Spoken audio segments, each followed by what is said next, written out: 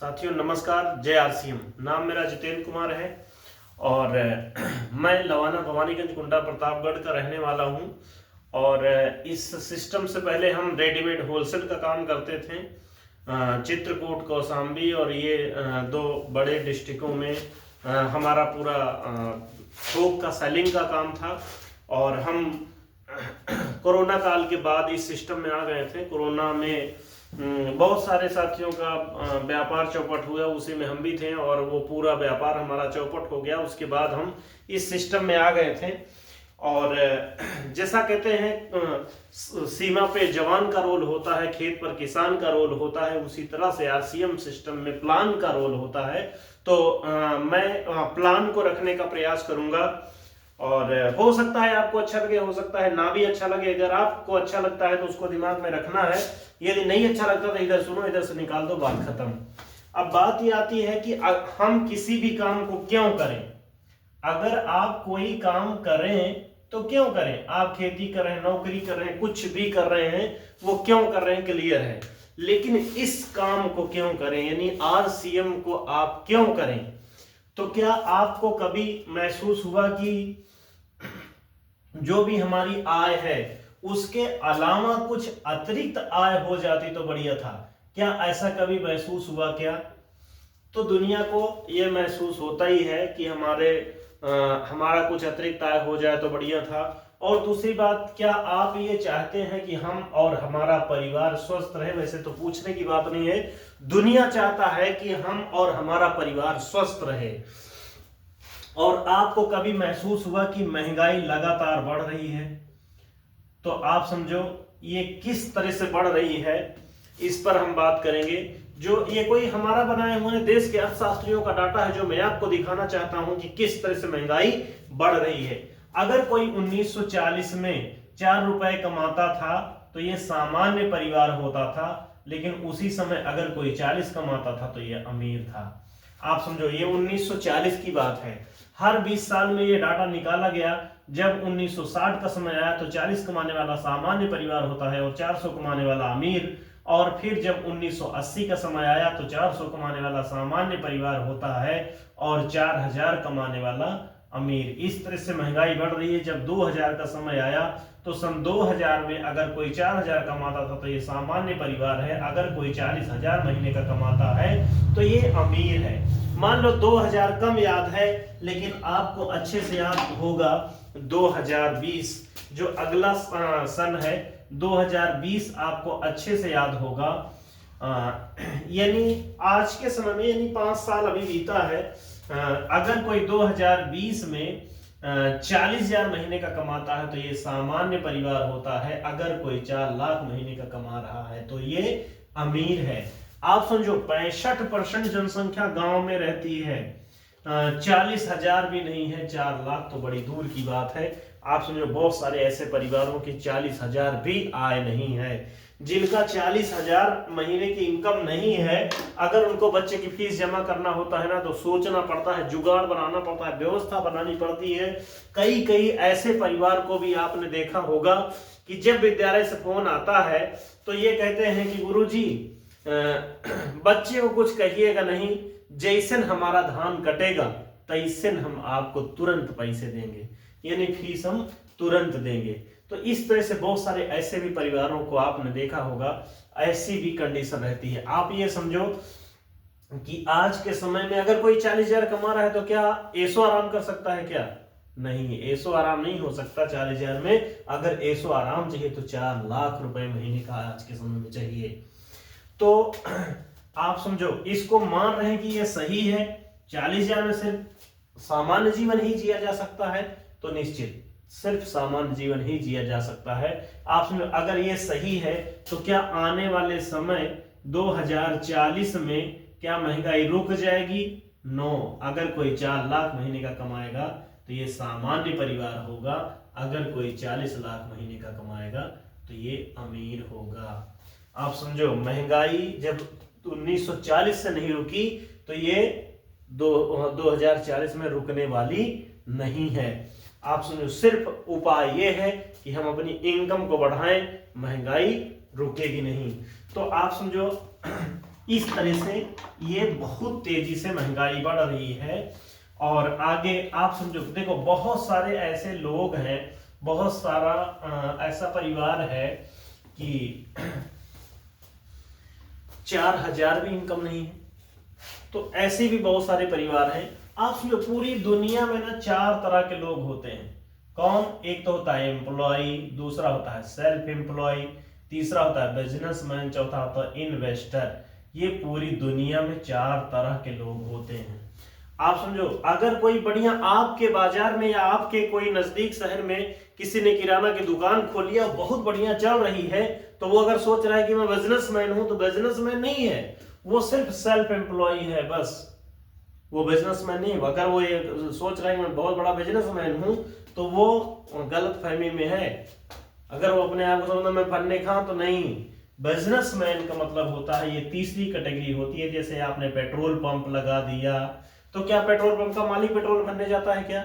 नहीं, क्योंकि इसने क्या किया? सिस्टम बना दिया। जो इसने सिस्टम बना दिया, जब तक इसका सिस्टम रहेगा, यानी जब तक पेट्रोल पंप रहेगा तब तक इसको पैसा आएगा।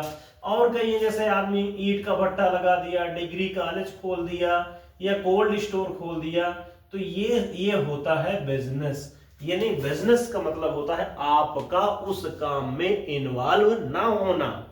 यानी आप, अगर आपकी मर्जी है, आपने पेट्रोल पंप डाल दिया, तो आपकी मर्जी है तो रोज आप चले जाओ। आपकी मर्जी है तो आप हफ्ते में जाओ, घूम के चले आओ, या महीने में जाओ, या ना भी जाओ, तो आपका ये काम चल रहा है, क्योंकि यहाँ काम करता है सिस्टम। इस सिस्टम को अगर आपको लगाना है, तो आप समझो कम से कम 2 CR चाहिए, 2 करोड़ के आसपास लगेगा अगर आपको इस कैटेगरी में जाना है। तो पता लगा कि आम आदमी के पास इतना है नहीं। और चौथी कैटेगरी जो होती है, वो होती है इन्वेस्टर की। यहाँ पे अथाह पैसे होना चाहिए, यानी ये पैसे के लिए काम नहीं करता, पैसा इसके लिए काम करता है। तो ये चौथी कैटेगरी आती है इन्वेस्टर की। आपको बताऊं, लगभग 65% जनसंख्या इस कैटेगरी में रहती है। सॉरी, 95% लोग इस कैटेगरी में आते हैं। और आप समझो कि इस कैटेगरी में 5% लोग आते हैं। 95% लोग एम्प्लॉय और सेल्फ एम्प्लॉय में हैं, और 5% लोग इस कैटेगरी में हैं। कौन नहीं जाना चाहता यहाँ 95 से 5 में? दुनिया जाना चाहती है। क्या 2 करोड़ है? पता लगा नहीं है। पूरा अगर घर जमीन सब बेच दिया ना, तब भी 2 करोड़ नहीं आ पाएगा। तो आप समझो, ऐसा हमारे पास इतना पैसा है नहीं कि हम इस कैटेगरी से वहां उठ के इस कैटेगरी में आ जाएं।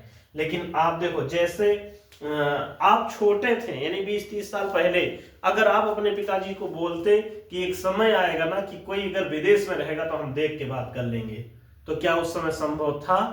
नहीं, उस समय संभव नहीं था, क्योंकि ऐसी कोई व्यवस्था थी नहीं। कोई भी लड़की उस समय अपने माँ से बोलती कि माँ खाना भी बन जाएगा, बर्तन काला भी नहीं पड़ेगा, तो क्या ऐसा था? नहीं। माँ मानती? बिल्कुल न मानती, क्योंकि ऐसी कोई व्यवस्था नहीं थी। आज ऐसा हो रहा है कि नहीं? तो हो रहा है। तो आप सुनो, जैसे मैंने कह दिया कि आप बिना 2 करोड़ लगाए 95 से 5% में जा सकते हैं, तो उसी तरह से आज आपको भरोसा हो या ना हो, लेकिन आने वाले समय में ऐसा होगा, और ऐसा हो रहा है। तो अगर आप जाना चाहते हैं 95 से 5% में बिना 2 करोड़ लगाए, तो उसका मैं आपको एक रास्ता बताता हूं। हो सकता है आपके समझ में, हो सकता है ना भी आए, तो टेंशन लेने की जरूरत नहीं है। अगर आप 95 से 5% में जाना चाहते हैं, तो एक उपाय है हमारे पास, जिसके विषय में हम बात करेंगे। और आप समझ, जैसे हम क्या है, कुछ ना कुछ तो काम हम करते ही हैं। काम आदमी करता है पैसों के लिए, और पैसे को हम करते हैं खर्चा करेंगे जाके बाजार में, किसी दुकानदार के पास। अच्छा, क्या दुकान वाले के लिए हम तो सिर्फ ग्राहक होते हैं बस, और हमारी कोई पहचान नहीं होती। अब क्या दुकान वाला अपने घर सामान बनाता है? नहीं, अपने घर नहीं बनाता है। अपने से बड़ी दुकान किसी होलसेलर से लाता है। होलसेलर भी अपने घर सामान नहीं बनाता, ये जाता है किसी डिस्ट्रीब्यूटर से सामान लाता है। क्या डिस्ट्रीब्यूटर अपने घर बनाता है? नहीं, ये जाता है किसी कैरी एंड फॉरवर्डिंग, यानी जो प्रदेश स्तर के एजेंट होते हैं, उससे सामान लाता है। ये जाता है कंपनी, जो कंपनियां सामान बनाती हैं, ABCD कोई भी हो, ये कंपनी सामान बनाती है, कहीं दिल्ली, मुंबई, बनारस, कलकत्ता में लगी हैं, और ये सामान बनाती हैं। इस ग्राहक को पता कैसे चलता है? तो ये करती हैं विज्ञापन, यानी एडवर्टाइजमेंट, विज्ञापन के जरिए हमको पता चलता है कि लक्स साबुन बाजार में आ गया। अब लक्स का जो प्रचार करेंगे क्या फ्री में करेंगे क्या? नहीं। आप समझो 17 करोड़ रुपया लेती है लक्स के प्रचार का। आदमी ये पूरे जीवन में कमा नहीं पाता 17 करोड़। इस तरह से 17 करोड़ ये लगता है इसमें प्रचार में। और आप समझो क्या लक्स के लगाने से कोई गोरा होता है क्या? नहीं, झूठ बोलती है। अगर लक्स के लगाने से गोरे होने लगे तो पूरी दुनिया में सभी गोरे हो जाए, कोई काला हो ही ना। तो लक्स के लगाने से कोई गोरा नहीं होता, लेकिन ये भ्रामक प्रचार करते हैं। आप समझो बोले जुबा केसरी 20 करोड़ रुपया लगता है, दाने दाने में है केसर कदम। क्या है केसर कदम? पीछे लिखा है अगर इसको खाओगे तो कैंसर होगा। तो इस तरह से क्या 17 करोड़ 20 करोड़ किसी के बाप की कमाई है क्या? नहीं, ये हमारे आपके खून पसीने का पैसा है। कोई भी सामान 5 का बनता है तो ग्राहक तक पहुंचते पहुंचते 10 का हो जाता है, यानी 5 रुपए बीच में जाता है। 50% पैसा ये सारे लोग मिल के खाते हैं। और इस 50% में भी इसका पेट भरता नहीं, कभी कभी घटतौली के भी चांस होते हैं। आप 1 किलो चीनी लाओ घर में तौले ना 950 ग्राम उतरेगी। आप समझो कभी कभी मिलावट के भी चांस होते हैं। हम किसान हैं, उर्द मूंग अरहर बोते हैं क्या? इसके साथ कंकड़ भी बोते हैं क्या? तो आप समझो कंकड़ बोते नहीं, लेकिन 1 किलो दाल आप खरीद के लाओ तो आपको कंकड़ मिलता है। और कभी कभी नकली सामान भी मिल जाता है और इस दुकान वाले से आप पक्का बिल मांगते हैं तो ये देता नहीं है।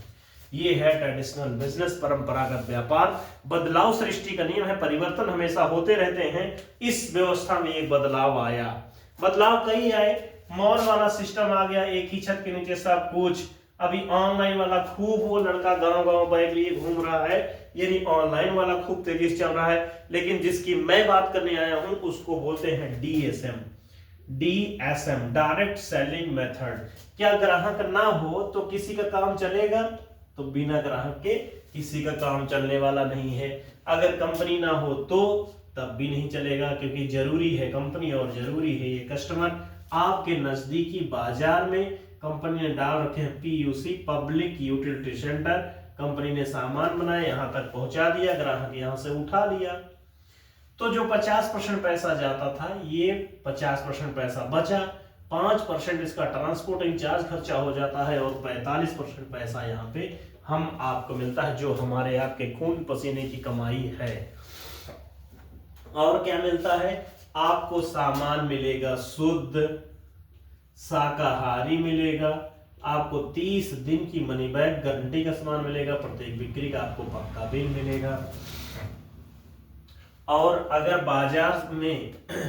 बाजार में क्या होता है, आपको सामान मिलता है एमआरपी पे। हमारे पास आरसीएम सिस्टम में भी एमआरपी है। अच्छा, यहाँ पे डीपी है, डिस्काउंट प्राइस। अगर आप समझो 30 रुपया टाटा नमक में लिखा है तो ये 30 ही का मिलेगा।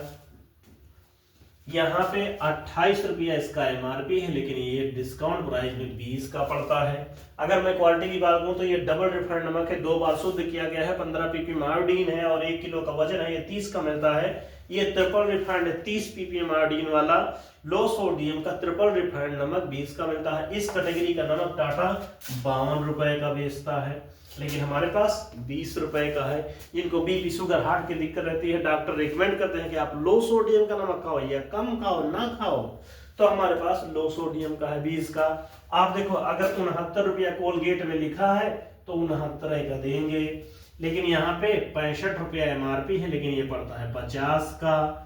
इसमें अगर देखें तो 1000 ppm फ्लोराइड लिखा होता है कि कोलगेट में है, दंत ग्रंथि में 924 ppm फ्लोराइड है, पेप्सोडेंट में 917 ppm फ्लोराइड है, लेकिन यहाँ पे 0% फ्लोराइड है, यानी नॉन फ्लोराइडेड टूथपेस्ट आपको मिलेगा यहाँ पे कितने का? तो 50 रुपए का। अगर फेयर एंड लवली में 120 रुपया लिखा है तो 120 की मिलेगी। यहाँ पे 95 इसका एमआरपी है, लेकिन ये पड़ती है 74 की। अगर आप देखो 64 रुपया डब में लिखा है तो 64 का मिलेगा। यहाँ पे 50 रुपया इसका एमआरपी है, लेकिन ये पड़ता है 38 का। 600 प्रोडक्ट है, इस पे बात करेंगे तो बहुत समय लगेगा। और क्या होता है, जैसे आपके घर में 3000 का खर्च है, आप लगातार 6 माह तक लेते हैं तो 7वें महीने में हम आपको देते हैं 1500 का सामान फ्री। अगर आपके घर में 5000 का खर्च है और लगातार 6 माह तक आप लेते हैं तो हम आपको देते हैं 2500 का सामान फ्री। तो इस तरह से हर 6 महीने में आपको हम फ्री प्रोडक्ट भी देते रहेंगे। अगर आपके घर में 10,000 का खर्च है और लगातार 6 माह तक लेते हैं तो हम आपको देते हैं 5,000 का सामान फ्री। तो इस तरह से आपको फ्री प्रोडक्ट भी मिलता है, यानी 10 से 25% तक आपको MRP में छूट रहेगा यहाँ पे। और जैसे बाजार में अगर आप 6,000 का सामान खरीदते हैं तो हमारे पास 10 से 25% तक छूट है तो 5,000 में हो जाएगा, क्योंकि अपने को छूट मिलेगा। यानी आप देखो, अगर आप लगातार 6 महीने तक खरीदते हैं, आप लगातार 6 माह तक खरीद रहे हैं तो 6,000 की बचत हो सकती है तुरंत, और आप देखो 2,500 का फ्री मिल गया। यानी अगर आप चाहेंगे तो 8,500 की बचत हो सकती है सिर्फ खरीदारी करके, यानी 6 महीने में 8,500 की बचत हो सकती है। देखो 3 तरह से पैसा बचता है। पहला, खुद की खरीद पे। दूसरा, जैसे बहुत सारे साथी बेचते हैं तो बेचने पर पैसा बचता है। तीसरा काम है, अगर आप किसी से चर्चा करते हैं तो आपका नेटवर्क बनता है, नेटवर्क पे भी पैसा बचता है। जैसे मान लो आपने 5,000 का सामान खरीदा, आपने हमारी दुकान से 5,000 का सामान खरीदा, तो क्या आपका नुकसान हो गया? तो पता लगा नुकसान नहीं बल्कि फायदे हैं। अगर आपने 5,000 का सामान खरीदा और आपको अच्छा लगा, आपका कोई नुकसान नहीं हुआ, आपने किसी दोस्त, किसी पड़ोसी, किसी रिश्तेदार को बता दिया और इन्होंने भी 5,000 का खरीद लिया, इन्होंने भी 5,000 का खरीद लिया, इन्होंने भी 5,000 का खरीद लिया, तो क्या इनका नुकसान हो जाएगा? तो पता लगा इनका भी नुकसान नहीं होगा। अगर जैसे हमने कहा 2 से 22% तक यहाँ पे परफॉर्मेंस बोनस के रूप में आता है, तो अगर 2% हम देखें तो 100 रुपये इनके खाते में भी आ गया, 100 इनके खाते में भी आ गया, 100 इनके खाते में, यानी 100, 200, 300 इनके खाते में चला गया। आप देखो, आपको भी 100 मिलना चाहिए था, लेकिन आपको 100 नहीं मिले क्योंकि 5, 10, 15, 20,000 का बिजनेस हो गया, और जब 20,000 का बिजनेस हो गया तो आपको मिलेगा 7%, यानी 1,400 रुपया बनेगा। 100, 200, 300 इनके घर चला गया तो आपको मिला कितना? 1,100। अच्छा, मिलना चाहिए था 100, लेकिन आपको मिला कितना? 1,100। और देखो, अगर आप चर्चा को बढ़ाएंगे तो अभी तो 1,100 मिला, 11,000 मिलता है, 11 लाख भी लोगों का आता है अगर आप लगातार किसी से चर्चा करेंगे तो ये लाभ आपको मिल सकता है। दूसरी बात क्या है कि ये व्यवस्था आई कहां से? तो इसकी जो शुरुआत हुई थी वो यूएसए से हुई थी, अमेरिका से इसकी शुरुआत हुई थी। जब ये इसकी शुरुआत हुई कब? 1959 में। ये डीएसएम की शुरुआत जो है 1959 से हुई। कहां? यूएसए से। यूएसए से इसकी शुरुआत हुई। 1990 में आ गया ये इंडिया में।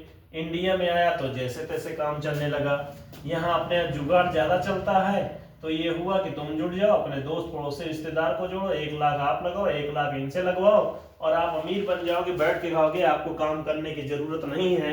हम तो चाहते ना है कि काम ना करना पड़े, पैसा आ जाए। तो इस तरह से ये व्यवस्था बहुत तेजी से चली।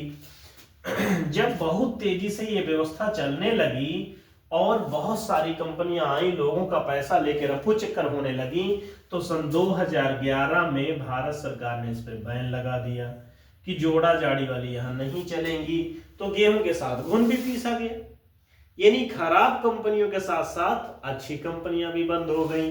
जब ये भी बंद हो गईं तो इन्होंने भारत सरकार से गुहार लगाया कि भाई, जब 150 देशों में डीएसएम चल रहा है, 150 देशों में जब डीएसएम चल रहा है, तो इंडिया में बैन क्यों? बहुत मशक्कत के बाद इसको 6 महीने बाद चालू किया गया और लगातार ये लोग लगे रहे। तो 9 सितंबर 2016 को भारत सरकार ने गाइडलाइन जारी करी। जब गाइडलाइन आई तो एमबीए वगैरह में, एमबीए में, बीबीए में ये पढ़ाया जाने लगा, बच्चे इस पे डिग्री लेने लगे, डिप्लोमा करने लगे। तो लगातार इस तरह से जब इस पे डिग्री लेने लगे, डिप्लोमा करने लगे, तो क्या हुआ, फिर भी ये जो ये डीएसएम वाले साथी थे, इन्होंने तब भी हार नहीं मानी और लगातार लगे रहे। तो आप देखो 28 दिसंबर 2021 को भारत सरकार ने एक्ट पारित कर दिया। यानी मैं जिस व्यवस्था की बात कर रहा हूं, जो डायरेक्ट सेलिंग व्यवस्था की बात कर रहा हूं, ये ना एक्ट में है। यानी डायरेक्ट सेलिंग व्यवस्था अब भारत सरकार के एक्ट में है, कानून में है। अभी आप देखो तो अभी हाई स्कूल इंटर में भी इसकी क्लासें आने वाली हैं। अभी जो नई शिक्षा नीति आएगी उसमें ये एक दिन पेपर में भी दिया गया था कि अब हाई स्कूल इंटर में भी इसकी क्लासें चलाई जाएंगी। अगर कोई चीज एक्ट में होता है ना, उसको करना पड़ता है। कानून की नजर से आप छिप तो सकते हो, बच नहीं सकते। जैसे आप देखो, हेलमेट लगाना भारत सरकार के एक्ट में है तो आपको लगाना पड़ता है। पहले क्या था, पहले कोई खास सख्ती नहीं थी, आपकी गाड़ी के सभी कागज कंप्लीट हैं और हेलमेट नहीं लिए तो छोड़ देते थे। लेकिन आज नहीं छोड़ते। क्यों? क्योंकि एक्ट था तो इस पे सख्ती हो गई। अभी उसी तरह से डीएसएम पे अभी कोई सख्ती नहीं है। डीएसएम पे अभी कोई सख्ती नहीं, आज आप करो ना करो कोई फर्क नहीं पड़ता, लेकिन आने वाले समय में आपको करना पड़ेगा। क्योंकि कहते हैं ना, कानून के हाथ बड़े लंबे होते हैं। यानी जो चीज कानून में है, एक्ट में है, उसको करना पड़ेगा। तो इस तरह से अब ये जिसकी मैं बात कर रहा हूं, ये मजबूत व्यवस्था बन चुकी है। डायरेक्ट सेलिंग व्यवस्था अब मजबूत व्यवस्था बन चुकी है। आप देखो, 32 करोड़ की आबादी वाला यूएसए, अमेरिका, आप समझो दुनिया में नंबर 1 टर्नओवर करता है। लेकिन जो फिक्की और केपीएमजी की रिपोर्ट कह रही है, ये कह रही, जैसे अभी इन्होंने कहा था कि 2025 तक ये 64,500 करोड़ की इंडस्ट्री होगी। लेकिन आप देखो कि ये डाटा क्रॉस कर गया जो इन्होंने कहा था, और इससे ये डाटा क्रॉस हो गया। अभी इन्होंने जैसे कहा कि 2037 में ये इंडिया दुनिया में नंबर 1 टर्नओवर करेगा। किसमें? डायरेक्ट सेलिंग में। जब ये नंबर 1 टर्नओवर करेगा तो आप समझो हमारा भविष्य बहुत उज्जवल है, हम जिस व्यवस्था में हैं। आप देखो, जो अमेरिका के प्रेसिडेंट हैं डोनाल्ड ट्रंप, वो भी 100% नेटवर्कर है। अपने नेटवर्क के दम पे उन्होंने दूसरी बार आज वहां के प्रेसिडेंट हैं। कलाम साहब ने अपने स्टेटमेंट में लिखा था, उस समय की 21वीं सदी का व्यापार होगा डायरेक्ट सेलिंग, यानी नेटवर्क मार्केटिंग। डायरेक्ट सेलिंग 21वीं सदी का व्यापार है। यानी बहुत मजबूत व्यवस्था बन गई है, ये बहुत बड़ी व्यवस्था है। और इसका जो टर्नओवर है वो बहुत तेजी से बढ़ रहा है। क्यों? क्योंकि देखो, अब आज के समय में नौकरियां भी नहीं है, बहुत सारी समस्याएं हैं। तो आप जहां पे हैं डायरेक्ट सेलिंग में, डायरेक्ट सेलिंग बहुत तेजी से बढ़ रहा है। आने वाला समय डायरेक्ट सेलिंग का है। अभी देखो, जो पिछले मार्च में इंदिरा गांधी इंडोर स्टेडियम में कुछ कार्यक्रम हुआ था, वो महिलाओं का ही कार्यक्रम था। 25,000 महिलाएं थी, उसमें अधिकतर महिलाएं डायरेक्ट सेलिंग की थी। उसमें स्मृति ईरानी थी, उसमें दिल्ली की सीएम रेखा गुप्ता थी, उसमें प्रवीण खंडेलवाल जी थे, उसमें पीयूष गोयल थे। यानी ये देश के केंद्रीय मंत्रियों ने ऐसा कार्यक्रम करवाया। तो आप समझो डायरेक्ट सेलिंग का भविष्य कहाँ है। तो बेहतरीन चीज है। बड़ी बात यहाँ पे ये है कि देखो, यहाँ पे सुरक्षा भी है, डायरेक्ट सेलिंग में सुरक्षा भी है। अगर हम सुरक्षा की बात करें तो आप देखो, 2004 के बाद सरकारी नौकरी में पेंशन बंद है। अब आप देखो, जैसे कोई भी मान लो कोई एक आदमी है, मान लो ये 50,000 कमा रहा है। ये 50,000 कमा रहा है, ये नौकरी कर रहा हो या दुकानदार हो या कोई भी हो, ये 50,000 कमा रहा है। आप देखो, अगर 2 माह के लिए बीमार पड़ जाए तो क्या 50,000 आएंगे? नहीं आएंगे। अब आप देखो, अगर ये दुनिया छोड़ जाए तो तब तो समझो कहानी खत्म। लेकिन एक आदमी इस काम को करता रहे, चाहे वो नौकरी हो या कुछ भी हो, इस काम को करता रहे, इसके साथ साथ 50,000 लोगों का समूह तैयार करे, नेटवर्क बनाए। अगर इसने 50,000 लोगों का नेटवर्क तैयार किया, धीरे धीरे 1 साल, 2 साल, 3 साल, 4 साल, 5 साल, 10 साल में इसने क्या किया? 50,000 लोगों का नेटवर्क तैयार किया। सब अपने अपने लिए खरीद खा रहे हैं। ये खरीदने खाने बेचने वालों का इसने नेटवर्क तैयार किया, और इन लोगों से 1-1 रुपया इस आदमी को भी आता है, तो इसको भी 50,000 आएगा। अब आप समझो, इसको भी 50,000 आने लगा और ये 2 माह के लिए बीमार पड़ जाए तो क्या ये नहाना खाना छोड़ देंगे?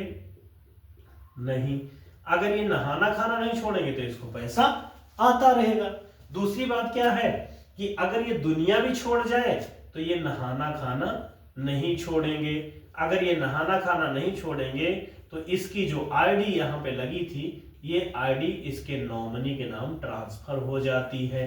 तो जो 50,000 इसको आ रहा था वही इसके पत्नी को आने लगा।